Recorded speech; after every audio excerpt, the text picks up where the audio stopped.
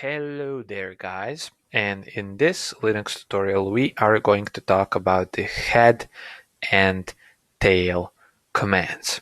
Okay, so the head and tail commands are used for viewing only the beginning portion or the ending portion of a file.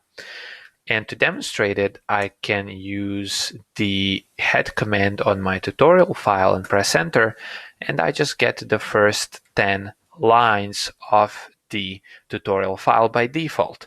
If I want to change the number of lines I get, I can use the N option, and I can say I want, for example, the first 20 lines, press enter, and then I get the first 20 lines of the file.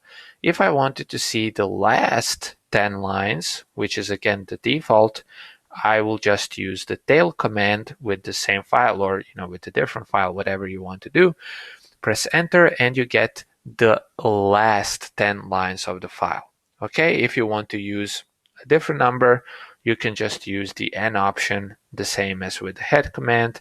Press enter and you get, for example, I put in 20, but you can put any number you want. Okay, so these two commands, I honestly haven't used them that much. I have used the tail command once, I think, when I was doing some stuff and I wanted to see how something was changing dynamically. Then I used the tail command.